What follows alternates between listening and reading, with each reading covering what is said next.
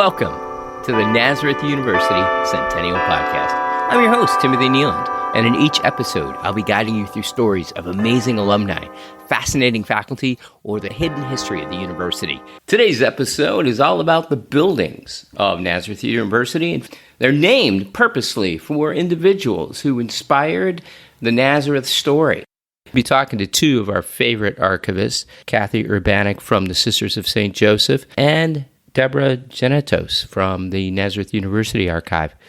Our interviewer today is going to be Olivia Frank, an intern from the Center for Public History. My name is Olivia Frank, and I'm an interviewer for Nazareth University's Centennial Podcast. My name is Kathleen Urbanek, Kathleen Urbanek. My name is Deborah Genetos, Janetos. Deborah, Deborah. Can you share the stories behind each of the buildings on campus and how they got their names? So the college started, of course, at the Glass House in 1924, which was a renovated mansion on the grounds of Nazareth Academy. By 1928, it was too small for the enrollment, and the sisters hoped at that time to bring the college to Pittsford. In 1928, they built the new Mother House, which is now the Golisano Center. And they were going to use one wing of the Mother House as the college. The state education department said that they could not have a women's college in the same building with a normal school. School was there for the sisters' teacher training. So that planned. So then they thought, because they had extra acreage next to the Mother House, they thought they would build a campus for the college. But the bishop at the time, Bishop Edward Mooney, did not want the young women of the college, or he did not want the novices to be next to the young women of the college who were living a secular life. So that idea was out. GAC actually is the Golisano Academic Center. This is a very large collegiate Gothic building. It's the former Sisters of St. Joseph's Mother's House, and is part of the 73 acres of land and property acquired in the year 2000 from the sisters. It was erected in 1927, and it's the largest and now oldest building on campus. It was named to honor Rochester native Thomas Golisano's unprecedented $5 million gift to the college's capital campaign in 2003. It was a much appreciated addition, as you can imagine how expensive it was to remodel such a really solid building to include all the newest technology. When it opened, it gave us 130,000 square feet of usable space. The GAC has been a wonderful addition to this college. But before we acquired it in the land in 2000, you never would have known it was there. It was behind all these trees. There were lots and lots of pine trees. And I remember the first time when they actually purchased the property and we got to go over there and take a look at it, and they removed some of the trees along the drive. All of a sudden, here's this humongous building. And it was like, whoa, it was like just amazing to see it at the first time. The intent for these sisters years ago was to have the college in the GAC building. But the state wasn't allowing that to happen because of some regulations that they had. And so that idea was put to rest for a while. So they really didn't build the campus as we know it today until they acquired the farmland and built the buildings in 1940-41, and everything was opened in 1942. The original three buildings would be what is now Smith Hall, the Madai, which was originally St. John Fisher Hall, and what is now the Schultz Center, which was originally a combination gymnasium and auditorium and cafeteria. And it was just called like the gym. And it was connected to Smith with the Cloister Walk. Smith Hall was one of the three original buildings on campus, opened in 1942. It was originally called simply the Administration Building. But in 1963, after the death of Mother Rosemary Smith, it was named Smith Hall in her honor. Mother Rosemary was one of the founding sisters of the college. She was professor of chemistry, Latin, and mathematics, and chair of the chemistry department. Her doctoral degree was from Fordham. Also, as Reverend Mother of the Congregation of the Sisters of St. Joseph, she served as president of Nazareth College from 1939 to 1951. Mother Rosemary was an extraordinary woman. I would call her a Renaissance woman. She was a scientist, a linguist, an environmentalist, a visionary leader in many ways, and a deeply spiritual woman. She planned and supervised the creation of the East Avenue campus and expanded the acreage significantly. She bought up new parcels of land around the campus, around the original campuses when they became available. She also oversaw the beautification of the campus. She supervised the planting of trees, shrubbery, flowers, and she's responsible for some of the beautiful stone structures we see around campus, including there's a remnant of a wall between Golisano and Smith, was at the time built to separate the Mother House grounds from the college grounds. And the fountain, the beautiful fountain. And these stone structures, interesting part of the story, during the Great Depression, Mother Rosemary became aware of an Irish immigrant stonemason who needed work, so she hired him. Yeah, so this is his handiwork that we still enjoy today. The Schultz Center, as we know it today, during the 1960s, plans were made to remodel parts of the building to provide for a student union. Because then the college had grown and you needed a place for everybody to hang out, and they needed a place to meet with other students. There were more commuters and faculty who were not living in dorms, so you had to have a place for them to go. Let's see. In 1976, the college's student center was expanded and named for Otto A. Schultz, the longtime board member. And that included a new upgraded gym, a chapel, a lecture hall, conference rooms, a reading lounge, and a pool. In 1989, it was further expanded to increase the size of the gym, add racquetball courts, offices, locker and training rooms, and a new fitness center. If you look at the Schultz Center today, it's hard to imagine that the cab was once the gym. Cafeteria occupied the lower level. You might think of it near where the bookstore is. So the lower part of the Schultz Center was with the cafeteria, with the gym being at the cab today. Look at the windows. Imagine it's just really kind of hard to imagine. George Hall. That was originally built in 1961 and dedicated as the infirmary for the nearby Sisters of St. Joseph Mother House. And then in 2003, when Nazareth took over the properties, the building was renovated and renamed as part of the expansion. It was named after an alum, Elizabeth George, class of 1941, who had bequeathed the tiny sum of $1.5 million to the college. O'Connor Hall, which was opened in 1970, is named in honor of Sister Teresa Marie O'Connor. She was one of the founding sisters of the college and the original dean. She also served as librarian, professor of English, and professor of Greek. Her doctoral degree was from Fordham. Sister Teresa Marie served as dean of Nazareth from 1924 to 1949, 25 years. And she led the college on all three of its campuses. She was a strong academic leader. She articulated the mission and philosophy of Nazareth and set its early standards. While making do with a renovated mansion during the early years of the college, while it was in the glass house, she insisted on having a well-stocked library. She also, on a visit to Europe in 1932, purchased artwork and had it sent back.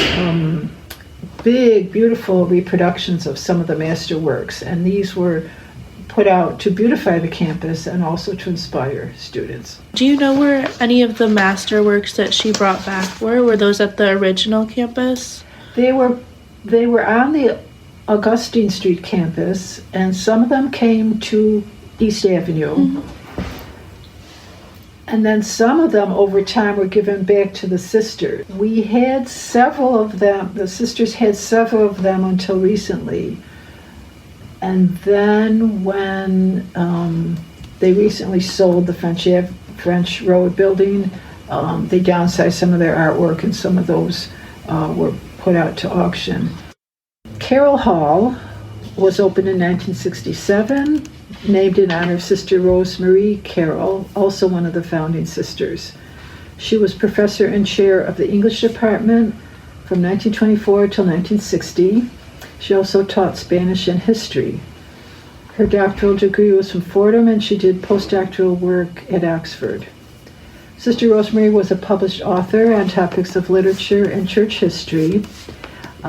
Also, as I think many English scholars, she loved to relax with a good detective story by Agatha Christie, Dorothy Sayers, Josephine Tay. So the interesting thing about the York Wellness and Institute is that hidden within its walls are the traces of the old Carroll Hall. Carroll Hall was originally named O'Connor Hall. It opened in 1967 to serve as a dorm. It was also going to serve as much-needed faculty office space. And then they needed more dorm. It was temporarily pressed into dorm duty for Nazareth's increasing resident population until the O'Connor complex could be built. And in fact, the very first male students that were actual students of Nazareth lived in Carroll Hall. When the students were relocated to the newly opened O'Connor in 1971, Carroll Hall welcomed faculty to their new office spaces. So it served this purpose well into the 80s when it was renovated and expanded to create a liberal arts faculty classroom center. In 1995, Carroll Hall was again renovated to reflect Nazareth's continued growth and expansion of course offerings. By 1998, a brand new speech and hearing clinic was dedicated in Carroll, which provided the Nazareth students with state-of-the-art facilities, professional education, and an opportunity to gain valuable clinical experience by serving area clients in speech, language, and hearing therapy. In the late 90s, it marked the beginning of Nazareth's newest degree program in physical therapy, which naturally found a home in Carroll Hall, which was already known for its clinics. Carroll became the epicenter of our health sciences studies on campus. And then in 2010, occupational therapy was added to the mix.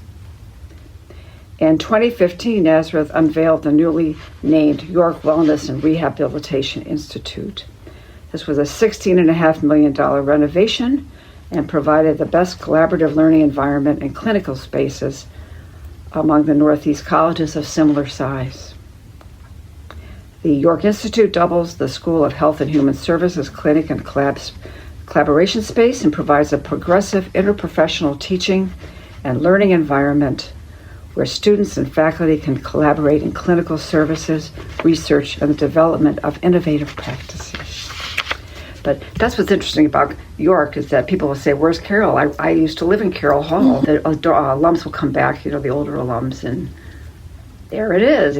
It's hidden away. Right. You go into York, you can't even picture the fact that, we used to go in there into Carroll, and it doesn't look anything like that today. You can't even find a resemblance. So they probably used some of the foundation space and just built around it. They just expanded the whole thing. I think it's the York Wellness Institute was named after Frank York and his family because of their 4 generations of contributions to healthcare. 2 of the newer dormitories, Breen Hall and Lyons Hall, were opened in 1998, and they are named in honor of 2 of the founding sisters, Sister Agnes Patricia Breen and Sister Raphael Lyons. And it's very appropriate that these 2 buildings are twin structures and near each other because Agnes Patricia and Raphael were great friends and were often seen together on campus. They both were on the faculty for many years. Sister Agnes Patricia, who was affectionately known as Sister Aggie Pat, was a professor of French from 1924 to 1967 and chair of the Foreign Languages Department from 1924 to 1964. She also served as registrar from 1932 to 1942. How she did both jobs, I don't know, but she did have both of those responsibilities. Her doctoral degree was from Fordham, and she did postdoctoral work at the Sorbonne. She was the last of the founders to pass away when she died in 1979. As registrar, she seemed to know every student's schedule by heart. It was not uncommon for her to see a student wandering in the hall and ask, "Why aren't you in English literature class?" or biology or history, whatever. Father Bill Shannon, who was chaplain at the college for many, many years, said of her, "She never wanted a fuss made over her. She was a gentle woman who was a quiet tower of strength. She was a selfless person, too much concerned with others to spend much time thinking about herself." Lyons Hall is named in honor of Sister Raphael Lyons, also one of the founding sisters. She was professor of Latin and ancient history from 1924 to 1966, also chair of the classics department from 1933 to 1964. Her doctoral degree was from Fordham, and she did postdoctoral work at Oxford. Sister Raphael composed the college's first alma mater. She was one of the greatest scholars on the faculty. Another one of the sisters, Sister Louise Weber, said of her, "She was witty and often joked in Latin, but she wasn't just an intellectual. She was well loved by students and alumni." Medaille Hall, which opened in 1942, is one of the first three buildings on campus and also the first dormitory. It was originally named St. John Fisher Hall in honor of St. John Fisher of Rochester, England, who was also the patron of the Diocese of Rochester, New York. But it was renamed in 1961 when St. John Fisher College opened, and that was to avoid confusion and mistakes with delivery of mail. It was named Medaille at that time in honor of Father Jean-Pierre Medaille, a French Jesuit priest who helped 6 women establish the Sisters of St. Joseph in Le Puy, France in 1650. He was their first spiritual director, who wrote their original constitution and outlined the spiritual principles by which members of the congregation continue to live today. Lourdes Hall is the second dormitory constructed on campus. It opened in 1959. It was named in honor of the town in France where the Blessed Virgin Mary is said to have appeared 18 times to a miller's daughter named Bernadette. The opening of the dorm coincided with the 100th anniversary of the apparitions at Lourdes. Kearney Hall, the third dormitory on campus, was opened in 1963. It is named in honor of Bishop James E. Kearney, Bishop of the Rochester Diocese from 1937 to 1966. Bishop Kearney was a familiar figure on campus. He loved to visit Nazareth. He was here for many formal events, symposia, the annual sodality reception, the nurses' capping ceremony, glee club concerts, commencement, and as well as Christmas parties and St. Patrick's Day parties. He enjoyed visiting and dining with students and faculty, often in the Medaille formal lounge, and he loved taking part in sing-alongs around the piano after dinner. Irish songs were his favorite.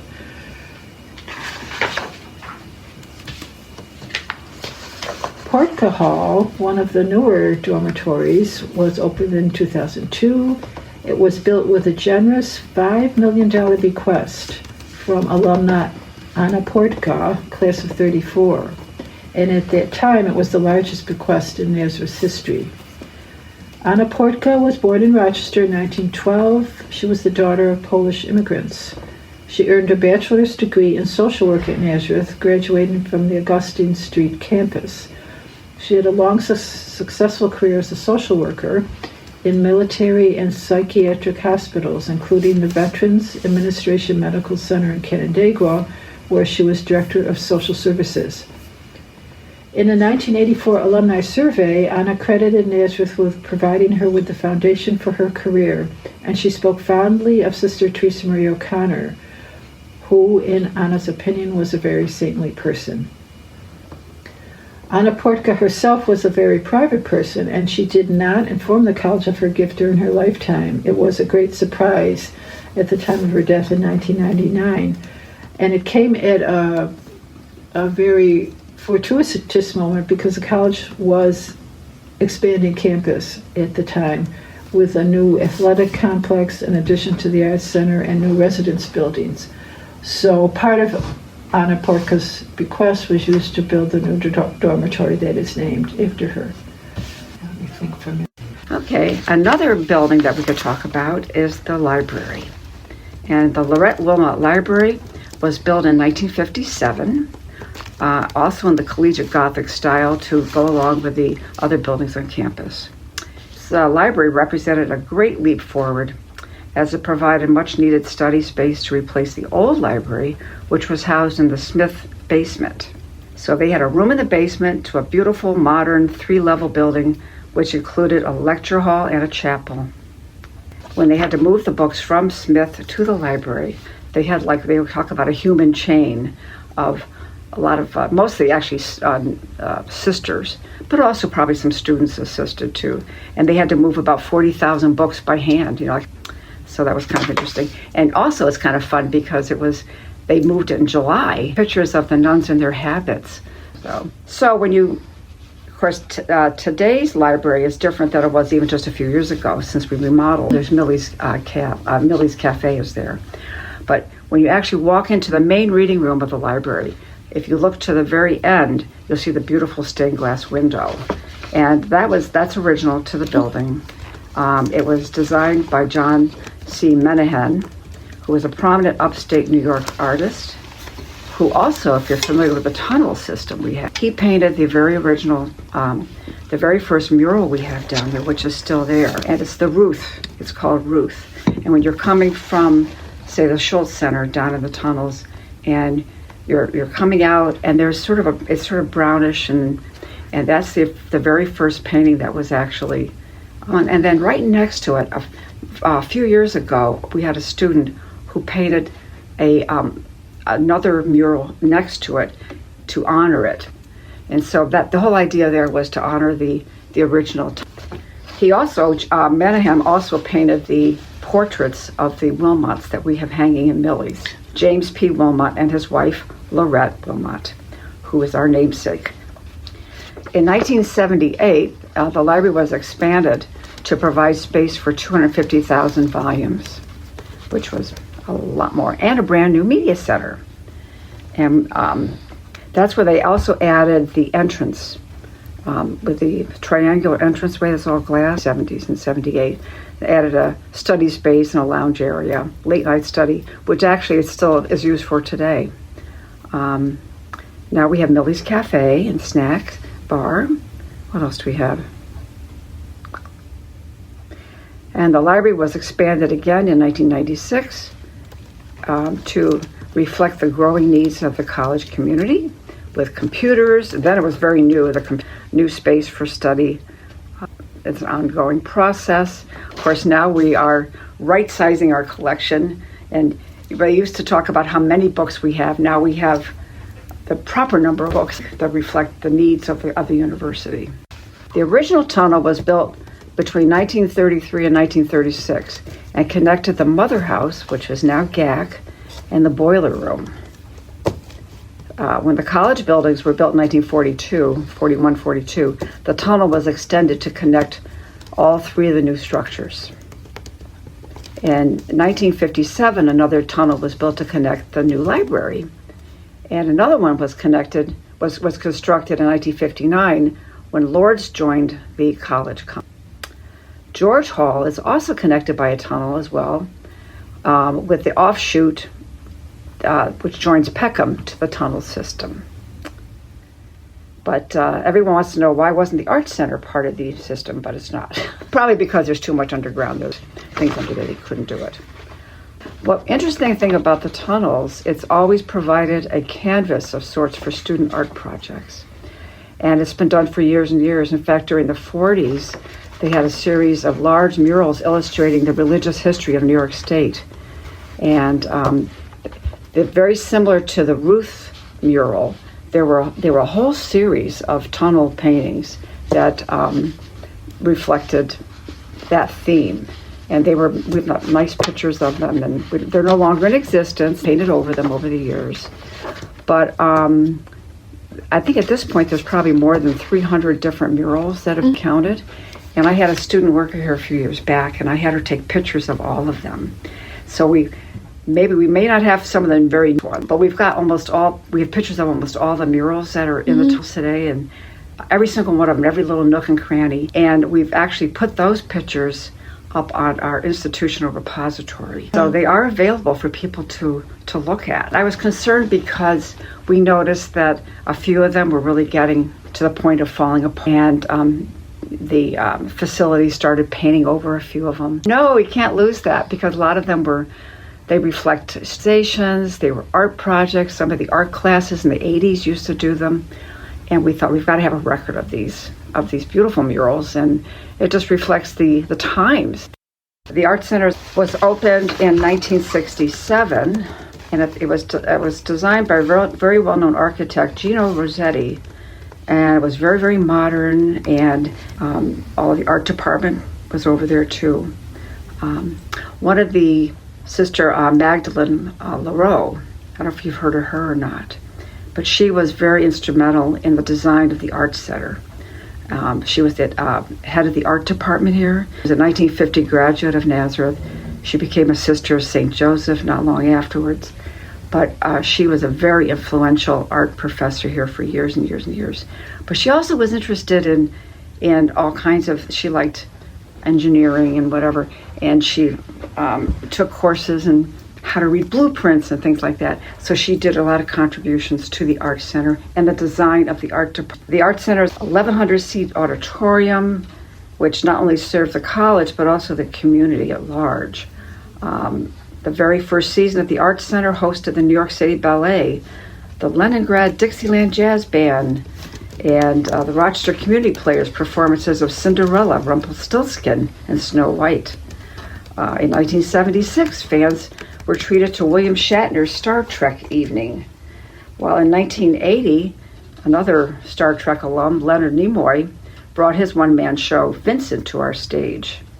Other familiar names, at least they're familiar to the older folks at this point: Vincent Price, Julie Harris, Richard Harris, Hal Holbrook, Gabe Kaplan, Rich Little, Mitch Albin, and Joan Rivers. The Art Center has also been the Rochester home of the world-renowned Garth Fagan and his dance company, which had performed there since 1974.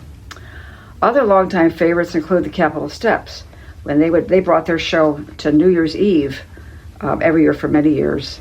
In fact, they came back, I think this past New Year's Eve, with a little different incarnation, but they're still in operation. The Rochester City Ballet performed. The Art Center was hosted internationally known troops, a lot of dance. They were very interested in dance, theater. Now of course it's the home of our theater arts program. It continues to be so today, and it provides quite a wonderful training ground for all aspects of the theater arts and visual performing arts. Whether you're in 2009, they had a $10.5 million renovation, which improved the seating, enhanced the stage. Then, adjacent to the Art Center is the Jane and Lawrence Glazier Music Performance Center, which was inaugurated in 2018, which features an acoustically fine-tuned venue housing a 550-seat performance hall designed for large instrumental ensembles. The Glazer's children presented Nazareth with a generous gift to name the center in memory of their parents. There's also the Wilmot Hall. That's the Gerald G. Wilmot Hall of Music. That was a 1982 addition to the Arts Center. And Gerald Wilmot, of course, was one of the trustees of the college. The Casa Italiana, built in 1978 as the Italian Cultural Center, and more recently has been renamed the Frank Domino Casa Italiana. in honor of a donation in his name. So, Clock Tower Commons was built in 2008 as a residence hall, named after its proximity to the clock tower. Golden Flyer Stadium, 2004. Okay, Peckham was built in 2012 and provided classrooms, labs, offices, and collaboration areas. It was named after lead donors Nancy and Larry Peckham. Peckham's a beautiful space. That one, they did a beautiful job on that one. I like going in there and I'm in there. A beautiful, beautiful building. And I like going to the greenhouse. And I like the garden that they have best. How about did Kathy tell you about the fountain? Basically, that area now is called the Guerin Peace Garden and Fountain. It was funded by gifts to Nazareth from Kathy Guerin and Nazareth trustee Frank York. And I think it's a beautiful addition to the grounds. It was dedicated in 2017. It's a terraced garden and a restored stone fountain. And it's really become the center for gathering or reflection. You know, they'll have outdoor classes, informal student gatherings, small concerts, some outside classes. The fountain was built in the first half of the 20th century by a mason hired by Nazareth founders, the Sisters of St. Joseph. Fieldstone of various sizes was brought from an old barn on French Road to create the rustic concrete-lined fountain pond and then southwest lawn of the mother house, now the GAC. Over the years, the fountain fell into disuse, was rediscovered in 1989, abandoned once again before becoming fully restored to working condition in 2017. I've been here since the 1980s. You would never have known any of that was beyond the trees. Saw any of that. There were all these very tall pine trees that you would see, and you just never had any inkling that anything else was over there. And all these trees were there. And then one day, some of the trees came down and they purchased the land, and you would look and there's the GAC. I remember seeing that when we first went over there, and it was very impressive. I remember. And then that area changed, of course, when they needed the land to build Peckham. About the La Maison Française. That house was purchased in 1949 and was named Le Puy Hall after where the St. Joseph's was from. It was renamed in 1978, La Maison Française, when it became a residence hall. It became the French House, and which is still the French House today. And they still have active functions there, and that's Le Puy. Casa Hispania, in 1946, they acquired a house that was on East Avenue and relocated it. And in 1978, renamed it the Casa Hispania, a Spanish language and cultural center. Founders Hall was named after the founders in 1964. It was formerly called the Faculty House. The Music House, that was another house that was on East Avenue. It was purchased in the 80s for admissions. And it was repurposed in 2010 for the music faculty offices and studios. And it's conveniently located near the Arts Center. The Golisano Training Center was built in 2019, named after Thomas Golisano and his generous gift. Let's see. They broke ground in 2018, $23.5 million Golisano Training Center, a 125,000 square foot center to bring together the strengths of Nazareth College, Special Olympics, and the Golisano Foundation, and they created a new model of inclusion, fitness, and wellness for athletes with intellectual disabilities. And it opened in 2019. Thomas Golisano gave the Nazareth $7.5 million for the new training center. That was the largest gift in Nazareth. That brought his support for Nazareth, at least at that time, to $12.5 million. Yeah, very good. Thank you so much. Did you have anything else that you wanted to share?